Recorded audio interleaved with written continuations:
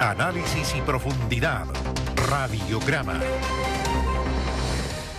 A ver, este espacio se llama Causa y Efecto y los contratos justamente tienen una causa y un efecto. Y hoy, hay que decirle a los auditores, si usted firma un contrato, yo creo que hemos aprendido todos, queda absolutamente claro. No es necesario que llegue a inscribirse al conservador en ese momento, porque usted puede se transforma en un título ejecutivo, puede igual pelear esa inscripción.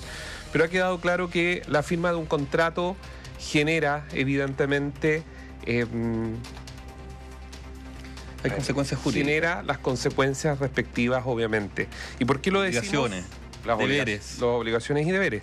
¿Y por qué lo mencionamos? Por el fallo del Tribunal Constitucional, que ahora ya su texto se ha conocido, son más de 80 páginas, las estábamos leyendo, y es interesante ver el voto de minoría, porque en el voto de minoría, que es de los ministros, de la ministra Catalina Lagos y del ministro Mario Gómez, ellos hacen una advertencia. Recuerden que fueron 8 a favor, 2 en contra, que es el voto de minoría, y ellos hablan y hacen algunas interpretaciones de la Constitución, que son, algunos dicen con una especie de carga ideológica, y otros dicen, bueno, yo creo que hay que entrar en un debate. Lo cierto es que es 8-2, por algo fue esto. Y solamente... Es una minoría, pero hay que prestar atención a los argumentos de esa minoría. Digámoslo así, porque eso quiere decir que hay una parte que tiene otra visión, pero algunos dicen, mira, esa visión en realidad es ideológica y no apegada a lo que dice en derecho estricto la Constitución. Ellos dicen interpretación axiológica. ¿Y qué significa esto? Es bueno entenderlo. Dice, la Constitución debe interpretarse conforme a los valores que la sustentan, especialmente la soberanía popular y el respeto a la representación democrática. Las normas no son neutras, sino expresión de principios jurídicos fundamentales. Bueno, aquí está el juego de la fe pública que había sido vulnerada y por eso. Entonces, la interpretación que se da... Sí, mira, a ver, es muy complicado porque en el fondo, si tú pones por encima de la Constitución el valor de la representación popular, eso le podría dar, digamos, a toda persona elegida por votación directa, por ser representante popular, una especie de autonomía frente a la ley, o un espacio, esto es una opinión mía, el término, o un espacio de impunidad del que no gozaría otro ciudadano. Entonces, desde esa perspectiva, por ejemplo, hay una serie de alcaldes que están siendo hoy día enjuiciados, y la pregunta es si ameritan ser enjuiciados o no por haber sido elegidos o no por votación popular. Viene de todos los sectores, ¿no es cierto?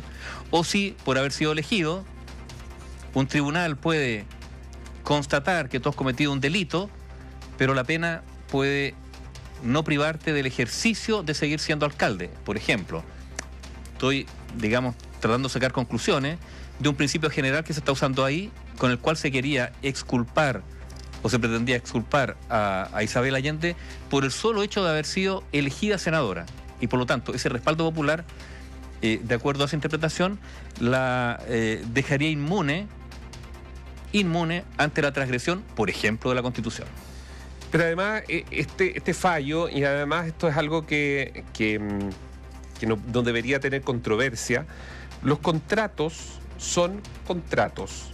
No existe un contrato especial porque es una entidad pública con personas privadas, no existe un contrato especial entre una empresa con una municipalidad, no existe, no, los contratos puede ser usted, yo, Nivaldo, yo, el gobierno, no voy a decir yo, un tercero, da lo mismo, los contratos son contratos, y eso también ha quedado absolutamente acreditado en este mismo fallo del Tribunal Constitucional respecto a que si se firmó o no se firmó. A ver, el contrato se firmó, lo que no se hizo, lo que no se ha hecho, no hay una resiliencia, pero tampoco se ha inscrito en el conservador de bienes raíces.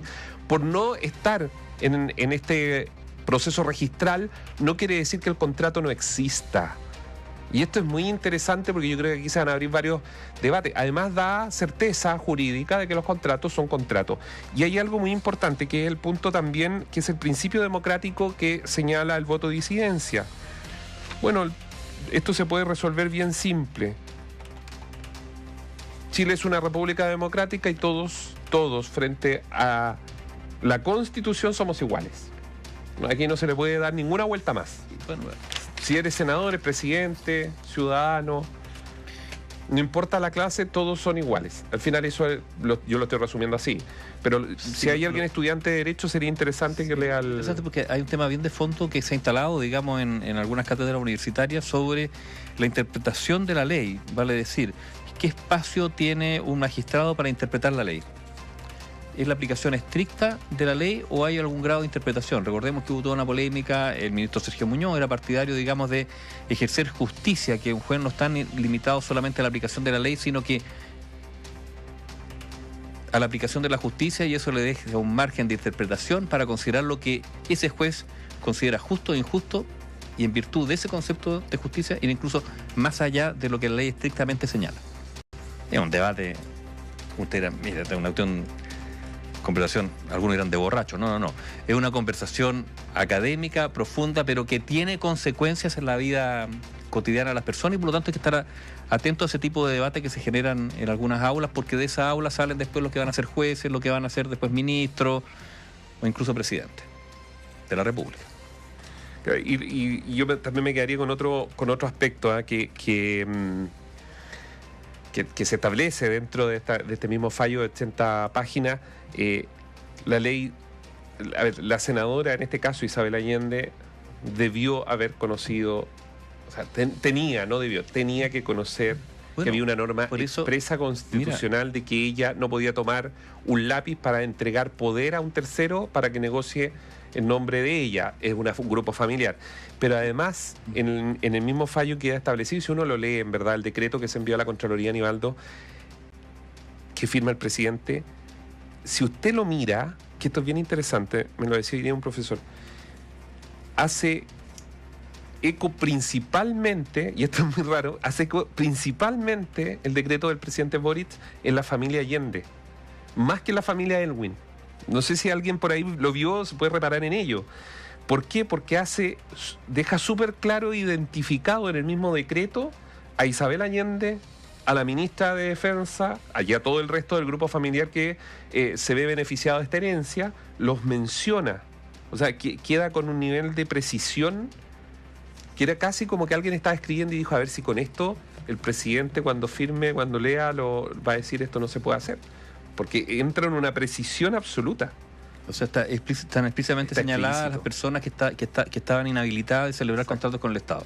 O sea, sus nombres estaban ahí, incluso sus cargos, sus roles y todo. Por eso es tan decepcionante el discurso de despedida del Senado de Isabel Allende, porque una oportunidad desaprovechada, a mi juicio, estamos en el terreno de la opinión, porque ella dice, nadie me advirtió de algo que debía saber, nadie reparó.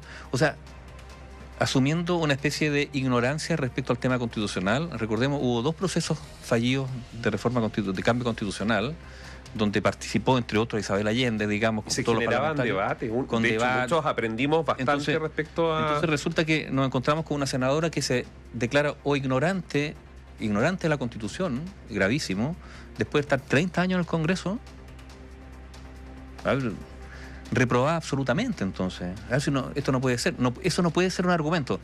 Puede que Isabel Allende sea ignorante de la Constitución. Puede, o de algunos artículos de la Constitución. Pero un senador un parlamentario que lleva 30 años en el Congreso, con todos los beneficios que eso ha significado, por decencia no puede usar ese argumento. ¿Por qué ese argumento? A mí no me advirtieron. Perdóname. Y yo pongo, por lo tanto, y por eso es tan odioso cuando desde algunos círculos de poder, que pueden ser políticos, pero también de otros círculos de poder, se esgrime una especie de superioridad o moral, o por haber sido elegido, fallo de minoría del Tribunal Constitucional. No se puede ir contra la voluntad popular. Como tú eres elegido, tienes derecho a equivocarte, cuando un ciudadano no puede equivocarse. Un ciudadano que transgrede la ley se le castiga. Pero entonces un parlamentario, alguien que es elegido, ¿podrá transgredir la ley? ¿Supone un beneficio, un atenuante? Porque llevemos el argumento al extremo. Si un parlamentario, entonces, o alguien elegido, alcalde, asesina a alguien, ¿va a tener una pena menor porque es un atenuante haber sido elegido? O sea, podríamos... Estoy extremando el argumento porque a veces así se entienden mejor las cosas. No puede... Yo creo que además es todo lo contrario. Yo creo que un servidor público se le tiene que exigir un cumplimiento de la ley más estricto incluso que un ciudadano común. Porque lo que pasa es que Andrés Bello fue un visionario. Porque si tú legislas, si tú haces las leyes, no puedes pues pretender desconocer las leyes. No, por cierto. Andrés Bello fue un visionario de lo que podía pasar, por eso fue tan detallista en ciertas señales que dejó, que nos heredó. Y respecto a lo que tú dices, aquí hay la interpretación, hay algo que se llama y que uno lo podría titular como la interpretación restrictiva. ¿Qué dice? Dice la minoría, dice: las normas que establecen sanciones como la pérdida del cargo parlamentario son de derecho estricto y deben interpretarse de manera restrictiva. La disidencia advierte que el tribunal debe ejercer esta facultad con extremo cuidado debido a su carácter excepcional y su impacto político. Pero ¿qué más que violar una norma constitucional que está ahí, clara de que prohíbe, es prohibición, no es ni siquiera, hay poca interpretación, prohibición absoluta de ejercer contratos con el Estado, cuando es autoridad, en este caso senadora o la ministra. ¿Qué más estricto que eso? Y lo otro, yo creo que no tenemos que hablar del fallido contrato, porque yo creo que hay que dar certeza, y esto es muy importante en un país serio. Aquí no podemos decir el fallido contrato no. Lo que está establecido aquí por el Tribunal Constitucional, amigos auditores, es que hay un contrato que era inconstitucional. No. Las partes llegaron a firmar un contrato. Esto tiene efectos. Bueno, los efectos es que ella en este momento está fuera del Senado, su sobrina salió del Ministerio de Defensa, o sea, los efectos de ese contrato están, que ahora se resilie y probablemente es la figura que va a tener que ocurrir. Esto es lo mismo que cuando usted se casa, porque usted no se casa y sale y al otro día se despierta y dice, ¿sabe qué? En realidad no, es que yo no me casé. No, para hacer el acto reverso tiene que haber un acto. O sea, a ver, tenemos que ser súper claros con esto. Hubo contrato, está sobre la mesa. ¿Eso tuvo efectos? Esto no quiere decir que se pagó, no. Tuvo efectos, los tiene. Hoy día, ahora ex senadora Isabel Allende tuvo que dejar justamente la Cámara Alta.